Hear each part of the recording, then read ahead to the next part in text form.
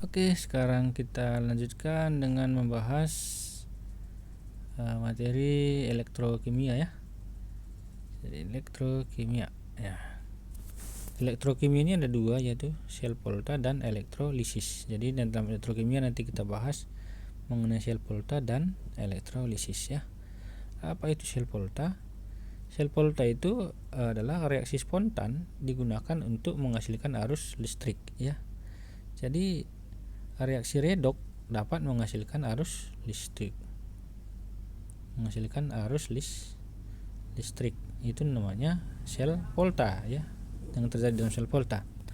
Sedangkan pada elektrolisis, arus listrik digunakan untuk melangsungkan reaksi redoks yang tidak spontan gitu ya. Jadi reaksi redoks itu ada spontan ada tidak ya. Jadi kalau tidak spontan nanti dia bisa dibantu dengan arus listrik, itu maksudnya. Dan proses itu namanya elektrolisis ya. Jadi arus listrik digunakan untuk membuat reaksi redoks berlangsung. Nah, itu namanya elektrolisis. Jadi kebalikannya ini ya. Kalau pada sel volta reaksi redoks menghasilkan arus listrik, pada elektrolisis arus listrik membuat reaksi redoks berlangsung gitu ya, supaya dapat berlangsung reaksinya gitu. Nah, sebelum kita teruskan Anda harus tahu dulu ini ya. Nah, apa bedanya tembaga dengan larutan CuSO4 ya? Tembaga ini kuning, larutan CuSO4 ini biru ya.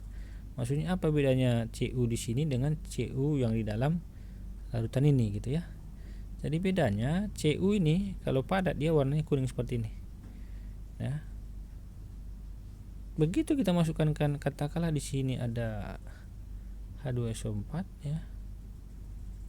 Ini misalnya larut ya, dihasilkanlah larutan CuSO4 gitu. Nah, dalam larutan CuSO4 ini sebenarnya dia bukan CuSO4 lagi, dalam bentuk ion dia ya, Cu2+ dan SO4 2- gitu ya. Jadi bedanya ion Cu2+ dengan Cu ini beda ya. Cu2+ dalam bentuk larutan, sedangkan Cu dalam bentuk padatan gitu ya. Nah, itulah bedanya tembaga padat dengan ion tembaga ya. Ion tembaga itu udah dalam bentuk larutan dia, seperti itu ya.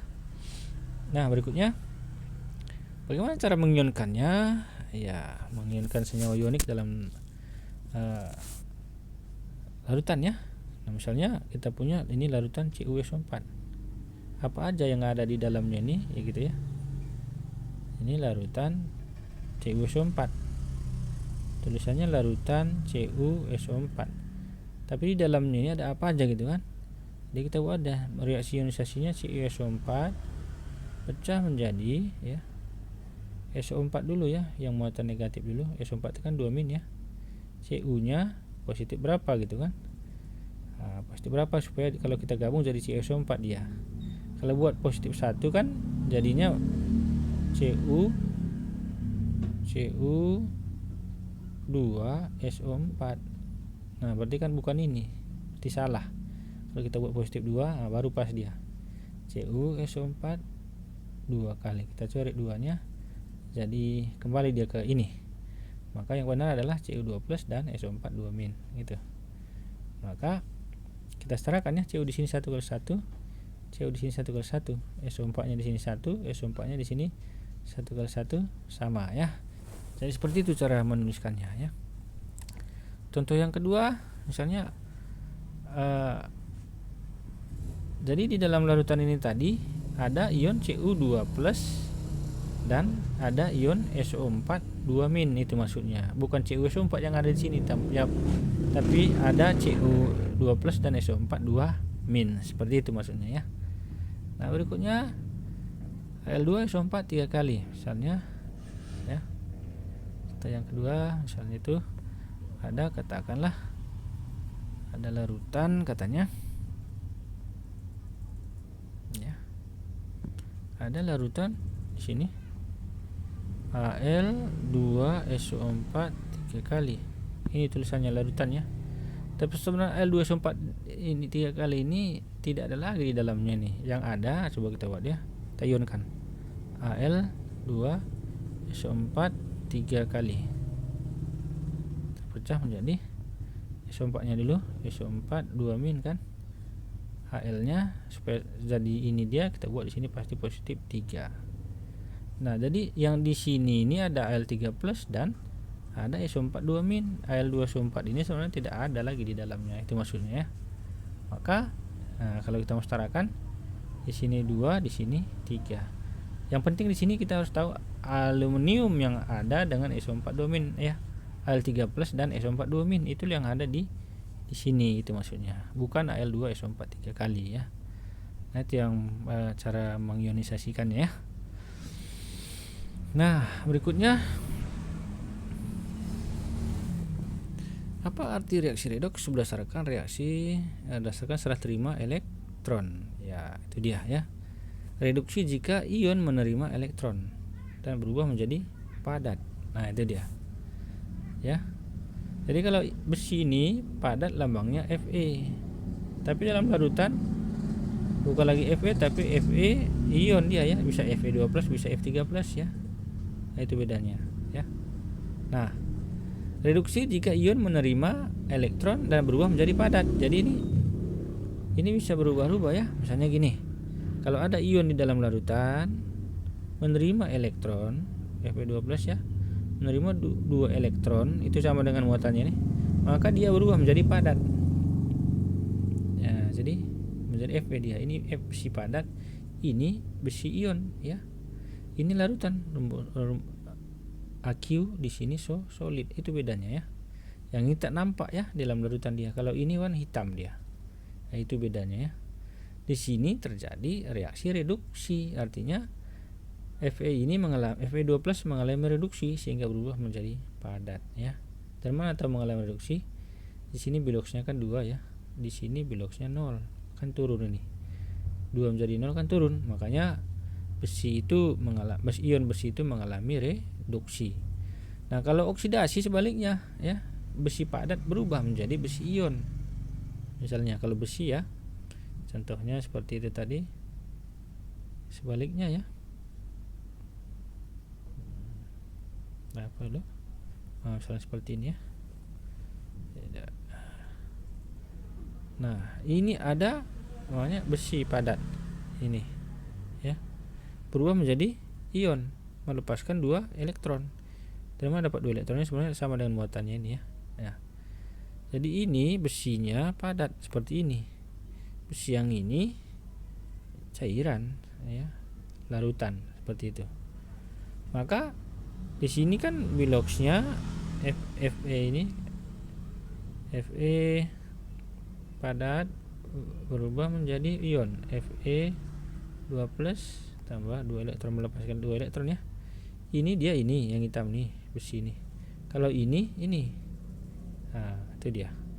Kita lihat di sini bilangan di sini adalah 0, di sini adalah positif 2. Nah kan nampak dia naik kan. Maka besi ini mengalami oksidasi dan berubah menjadi Fe2+. Nah, jadi Fe berubah menjadi Fe2+ itu mengalami oksidasi sambil melepaskan elektron. Kalau ion Fe2+ menerima 2 elektron dan berubah menjadi besi, yaitu mengalami reduksi namanya. Nah, itu ya. Nah, seperti itu dia. Kemudian reaksi redoks spontan. Ya. Kita bahas lagi reaksi redoks spontan ya.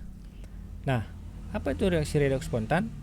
Reaksi redoks spontan itu adalah reaksi yang berlangsung serta-merta, segera terjadi, gitu ya.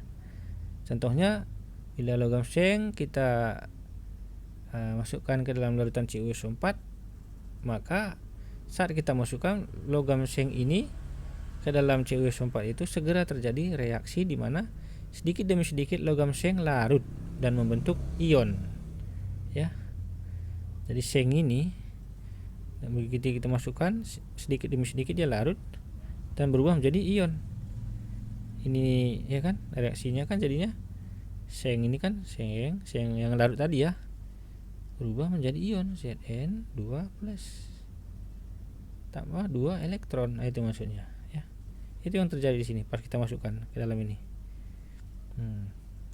Sementara di dalam larutan ini kan sebenarnya ada Cu2+ dan SO4 2- kan gitu. Nah, pas Zn larut tadi kan dia melepaskan 2 elektron di sini. Elektron ini kalau ditangkap sama Cu2+ ini kan berubah dia menjadi padat gitu. Tadi Cu itu dia. Di sini nanti terbentuk warna kuning ya. Cu tembaga padat nanti terbentuk di sini. Kenapa? Karena dia ion Cu2+ yang ada di sini tadi menangkap elektron yang dilepaskan oleh seng ini gitu dia ya. Jika dia berubah menjadi padat. Nah, sampai kapan terjadi ya? Sampai nanti berapa sengnya ini yang bereaksi gitu. Nah, gitu maksudnya ya. Nah, jadi yang terjadi di sini adalah seng mereduksi ion Cu2+. Seng yang di sini tadi yang mereduksi ion yang ada di sini berubah menjadi tembaga, sedangkan sengnya sendiri berubah menjadi ion. Gitu dia ya. Nah, coba kita lihat sini. Nah, reaksinya seperti ini ya. Seng yang kita masukkan tadi merubah, prosesnya seperti itu sebenarnya yang pertama ya.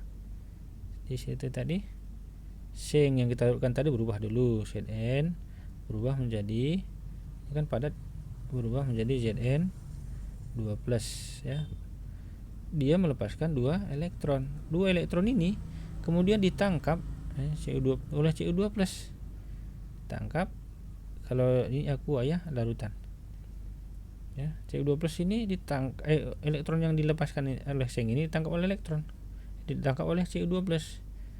Ya, sehingga dia berubah menjadi padat. Ya, itu dia yang terjadi. Itu ya. Nah, jadi di sini kan Zn mengalami oksidasi, sedangkan Cu2+ mengalami reduksi. Ya.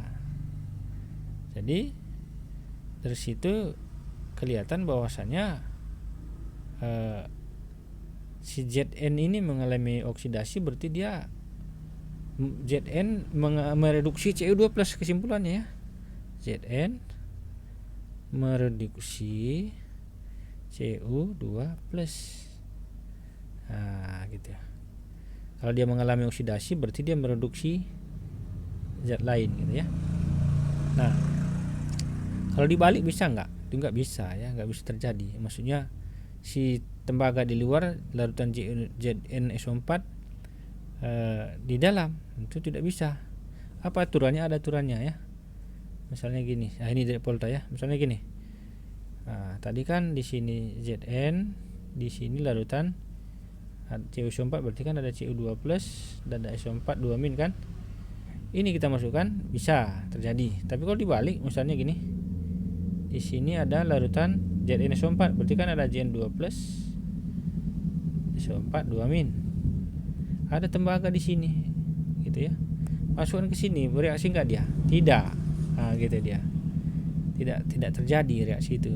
Nah, apa peraturannya? Ini peraturannya dari Volta ini ya. Ini dari Volta ya. Semakin ke kanan dia semakin sulit mengalami oksidasi dan semakin mudah mengalami reduksi. Jadi unsur yang di sebelah kiri dapat mereduksi unsur ion yang di sebelah kanannya gitu maksudnya ya. Karena posisinya di Volta ya. Kuncinya logam kiri dapat mereduksi ion logam kanan. Nah, tadi kan kalau seng ini, kita lihat seng ini kan sebelah kiri, ionnya di sebelah kanan. Ion Cu2+ kan sebelah kanan. Jadi ini bisa terjadi. Nah, tapi kalau dibalik, sengnya yang ion ya, Cu-nya 2+, Cu-nya yang padatan, ini tak bisa gitu maksudnya ya. Contoh lain misalnya, kita buatkan contoh lain misalnya, kita reaksikan sebagai contoh gitu. Hapus dulu ya, contoh lain supaya lebih paham. Di sini katakanlah ya, katakanlah di sini ada ada ion Fe2+ misalnya. Fe2+, kita masukkan logam aluminium, bereaksi enggak dia? Nah, bereaksi karena apa? Karena aluminium di sebelah kiri, logamnya sebelah kiri, ionnya di sebelah kanan. Nah, itu dia. Ini bisa, tapi kok dibalik ya. Di sini Al3+, di sini kita buat Fe besi, kita masukkan, itu tak bereaksi dia, itu maksudnya ya. Tidak terjadi. Nah, seperti itu dia. Nah, seperti ini ya, Zn ya kan, Zn dengan Pb2+, dia dapat bereaksi karena kita lihat Zn logamnya di sebelah kiri, ionnya Pb di sebelah kanan. Nah, sedangkan yang ini, nah, Pb dengan Zn2+ tidak bisa. Pb-nya kan di sebelah kanan, ini ionnya di sebelah kiri, tidak bisa. Maka reaksi ini yang B ini tidak terjadi reaksi, itu maksudnya ya. Nah, Direct Volta ini harus diingat atau dihafal, kalau enggak susah menentukannya ya. Nah, kemudian masuk kita kepada intinya Shell Volta ya. Apa Shell Volta? Tadi udah belajar kita ya, reaksi redox yang menghasilkan arus listrik. Nah, prosesnya seperti ini ya.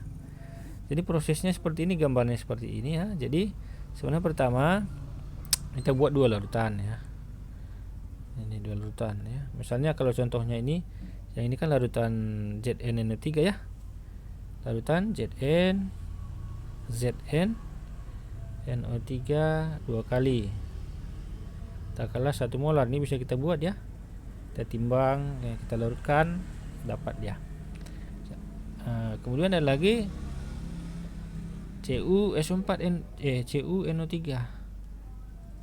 dua kali. Ini 1 molar juga. Ini larutan yang kedua. Ini juga bisa kita buat ya. Kita timbang CuNO3-nya. Kita Kita ukur airnya, kita campurkan, dia terbentuk larutan ini ya. Nah, kemudian itu setelah itu kita buatlah satu lagi, misalnya dalam contoh ini kita misalkan logam seng, ini logam seng, ini logam tembaga 2 ya. Ini kita ikatkan dengan kabel. Nah, dipasang di sini voltmeter. Nah, diikatkan seperti ini ya. Kira-kira seperti ini dia. Ini nanti kita celupkan ke dalam larutan ini tadi gitu. Nah, gitu dia. Ini voltmeternya. Ya, gini dia jadinya. Itu. Nah, seperti gambar ini ya. Seperti gambar itu. Dan kemudian di sini kita pasang namanya jembatan garam. Nah, jembatan garam ini nanti kita bahas belakangan. Nah, sekarang kita bahas prosesnya ya. Apa yang terjadi di sini ya. Coba kita lihat dulu. Jadi setelah kita buat masing-masing rangkaian yang tadi, kan gambarnya jadi begini ya. Gambarnya jadi begitu. Gambarnya jadi begini ya.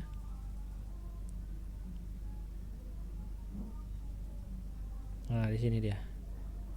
Ya, ini ya. Salah satu ini yang pertama, salah satu harus menjadi katoda, salah satunya lagi harus menjadi anoda ya. Ini namanya elektroda. Ini juga elektroda. Lempengannya tadi ya. Ini seng, ini tembaga. Salah satunya daerah ini salah satunya harus sebagai anoda atau sebagai katoda. Apa syaratnya? Nah, kita lihat kalau dilihat di Direct Volta aja ya. Ini kan ada seng dengan ada tembaga di situ ya, elektrodanya itu. Maka kalau dia di sebelah kiri Direct Volta, selalu dia merupakan anoda. Ini kan di sebelah kanan nih di Direct Volta, maka dia sebagai katoda. Itu dulu yang pertama ya. Jadi di sini sebagai anoda, di sini katoda gitu ya. Lihat di Direct Volta ya, bukan dilihat di gambar ini ya. Nah,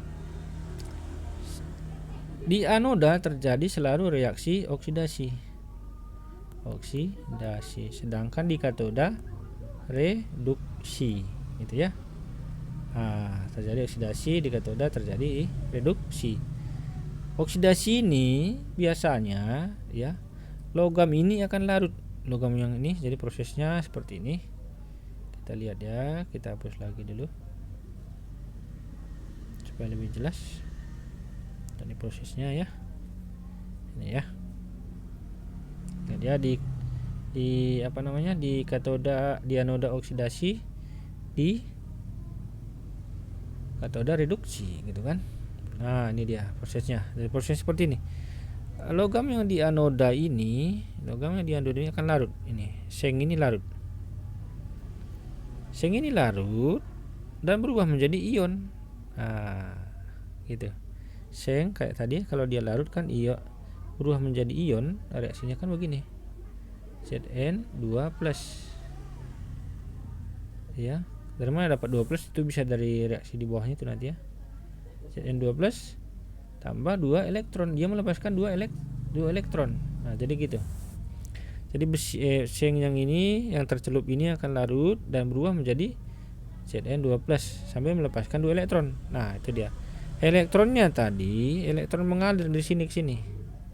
Mengalir dia. Terus ke sini. Terus sampai ke larutan ini, ya. Sampai ke larutan. Di sini kan kita tahu ada Cu2+. Nah, elektron tadi ditangkap oleh Cu2+ di katoda ini ya. Jadi Cu2+ tambah 2 elektron akan menghasilkan Cu padat solid ya. Seperti itu dia ya. Jadi elektron itu masuk ke sini ditangkap sama Cu yang ada di sini gitu. Sementara di sini Zn2+ ini selalu bertambah ya, selalu bertambah. Nah, inilah terjadi ini di katoda, reaksinya di anoda. Nah, terus seperti itu. Seng ini larut sampai habis nanti nih ya. Larut berubah menjadi ion, dilepaskan elektronnya mengalir lagi ke sini, ditangkap lagi sama ion Cu2+ di sini. Nah, dan berubah di sini nanti terbentuklah endapan padat tembaga. Di sini kuning-kuning nanti di sini. Gitu. Sedangkan di sini nanti lama-lama habis terkikis si logam sengnya ini. Itu dia ya. Nah, jembatan garam ini fungsinya menstabilkan muatan ya. Kita tahu tadi kan di anoda ini kan Zn2+-nya ini kan makin tambah terus karena seng yang ini larut. Zn2+ tambah terus sehingga sini kebanyakan ion positif jadinya di anoda. Sedangkan di katoda ini Cu2+ ini kan menerima elektron terus. Menerima elektron yang dari anoda ini tadi kan sini ya. Sehingga dia akan berubah menjadi padat, Cu padat. Terus-terusan terjadi kan sehingga ion Cu2+ di sini akan selalu berkurang ya di di katoda ini. Nah, ini kelebihan ion positif di anoda ini dan kekurangan ion positif di katoda ini akan distabilkan oleh jembatan garam ini ya. Jembatan garam ini ada ion juga KNO3 ya. Dalam KNO3 itu kan ada K+ dan ion NO3- gitu ya. Jadi kita bahas lagi fungsi jembatan garamnya, kita lihat. Kita hapus dulu supaya lebih jelas. Oke. Nah, gitu dia ya. Jadi tadi kita tahu di sini akan makin lama makin banyak Zn2+ karena yang ini larut terus ya. Tambah lagi Zn2+, tambah lagi sehingga banyaklah di sini ion positif. Ya. Sedangkan di sini Cu2+ tadi selalu menerima elektron yang dari sini tadi kan. Ada 2 elektron dan berubah menjadi padat. Cu. Maka di sini nanti banyaklah tembaga-tembaga padat ya. Semakin lama semakin banyak. Otomatis kan ion Cu ini semakin berkurang ya. Nah, ion positif di sini berkurang. Yang positifnya berkurang terus. Ya kan? Nah, di sini ada KNO3. KNO3 itu ada K+, ada NO3- ya. Jadi yang positif ini akan bergerak ke yang kekurangan positif. Jadi K+-nya akan ke sini dia. Karena di sini udah kekurangan ion kekurangan ion positif. Sedangkan di sini kelebihan ion positif yang negatif yang masuk ke sini. Menstabilkan gitu ya. Supaya muatannya seimbang. Nah, itulah intinya. Ya. Jadi terus berlanjut. Nah, sampai nanti mungkin ininya sudah habis, mungkin tidak terjadi lagi reaksi seperti itu dia. Nah, itu tadi ya, jembatan garam sudah kita bahas tadi. Di jembatan garam tadi fungsinya menstabilkan muatan ya. Nah, ini proses yang lebih jelas lagi nih, bisa kalian lihat nih. Ya. ZN-nya ya seperti itulah dia, sama dengan yang saya jelaskan tadi ya. Berikutnya cara menuliskan reaksi di katoda dan anoda ya. Nah, ini mudah ya. Tadi sebenarnya sudah kita pelajari. Di katoda, jadi kita pilih dulu yang mana katoda sesuai dengan di direct volta tadi ya. Di anoda terjadi oksidasi, di katoda terjadi reaksi reduksi. Jadi kalau ini misalnya prosesnya di katoda, reaksi di katoda itu kan reduksi ya. Maka di sini ini katodanya, ini anodanya. Maka udah tahu kita tadi ya, prosesnya kan tadi Zn ini larut ya. Di anoda dulu ya, di anoda Zn larut, Zn padat ini larut berubah menjadi ion sambil melepaskan elektron. Zn padat berubah menjadi Zn ion sambil melepaskan elektron, 2 elektron. Sama dapat 2 ini sesuai muatan ini ya. Kalau nanti K plus dia gitu ya, Al3 plus dia. Nah, kemudian di katoda itu terjadi di sini. Kan tadi Cu ion Cu2 plus menerima 2 elektron yang ini. 2 elektron menjadi Cu. Itulah reaksi yang di katoda dan di anoda, seperti itu dia. Nah. Ya. Nah, ini dia. Nah, reaksi sel ini reaksi total ya. Nah, reaksi sel ini kita coret aja ininya, elektronnya.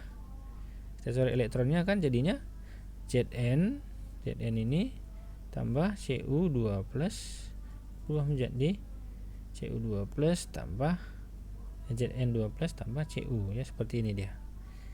Yang kiri ini kita tambahkan, yang kanan ini kita tambahkan. Elektronnya kita coret. Jadi inilah reaksi selnya, seperti itu dia ya. Nah, itu dia. Nah, berikutnya cara menuliskan notasi sel ya. Notasi sel ini mudah ya. Jadi di sebelah kiri biasanya gini dia, menuliskan notasi sel itu apa namanya, di kiri itu anoda, ada di sini garis 2 itu jembatan garam, di sini yang katoda. Gitu aja dia langsung ya. Jadi misalnya ini, nah kan tadi reaksinya kan Zn kan tadi berubah menjadi Zn2 plus ya kan, tambah 2 elektron di ini ya, di anoda. Di katoda tadi kan Cu menerima 2 elektronnya berubah menjadi Cu ya kan. Artinya kan Zn berubah menjadi Zn2 plus, Cu2 plus berubah menjadi Cu, makanya Zn berubah menjadi garis segini Zn2 plus. Ini notasi sel namanya. Dan di sebelahnya lagi di katodanya Cu2 plus ini berubah menjadi Cu ya, Cu2 plus menjadi Cu, gitu nulisnya. Ini dia. Nah, itu masalah notasi selnya saja ya. Gitu dia ya. Jadi di sini anoda, di sini katoda. Tidak bermuatan berubah menjadi bermuatan, ini bermuatan berubah menjadi tidak bermuatan. Itu aja dia kuncinya ya. Kemudian menghitung potensial sel, ini yang terakhir dalam sel volta ya. Gampang ya. Rumusnya itu E sel sama dengan E, ada 2 cara sebenarnya. Satu dengan menggunakan E sel sama dengan E0 katoda dikurang E0 anoda ya. E0 itu potensial sel reduksi ya, E0 ya. Yang kedua nanti bisa juga menjumlahkan data reaksi, ini hasilnya akan sama ya. Coba kita lihat contohnya seperti ini ya. Nah, ini kan Ag plus tambah 2 elektron. Nah, E0 nya sama dengan positif 0,80 ya. Nah, ini adalah reaksi di katoda ataupun reaksi reduksinya ya. Dari mana kita tahu itu yang mana yang merupakan reduksi, mana oksidasi? Kita lihat aja yang mana lebih besar ya. Kalau E0 nya besar, itu berarti dia mengalami reduksi. Kalau NO-nya lebih kecil maka dia oksidasi. Itu dia ya. Nah, ini kan 0,8 dengan minus 2,37. Maka potensial reduksinya adalah 0,8. Potensial oksidasinya berarti kan minus 2,37. Nah, tinggal kita kurangkan saja. Besar kurang kecil ini atau reduksi kurang oksidasi. Hasilnya seperti ini ya. 0,8 min 2,37 ditambah. Jadi kan ditambahkan jadinya karena min di sini. Maka hasilnya adalah 3,17 volt. Itulah arus yang dihasilkan dari reaksi ini ya. Kemudian cara kedua, cara dua reaksi di katoda dan reaksi di anoda ya. Tadi kita bilang yang di katoda itu kan adalah yang nilainya lebih besar ya. Jadi reaksi di katoda kan Ag plus tambah elektron menjadi Ag sebenarnya. Jadi reaksinya seperti ini ya. Di katoda misalnya ini reaksi yang ini kita pakai ya. Nah, sebenarnya ada gini nih, Ag plus tambah elektron menjadi Ag. Nah, ini yang di anodanya itu kan terjadi reaksi oksidasi. Ini kita balikan. Nah, ini kita balikan karena harus oksidasi dia. Kita balikan maka Mg berubah menjadi Mg 2 plus tambah 2 elektron.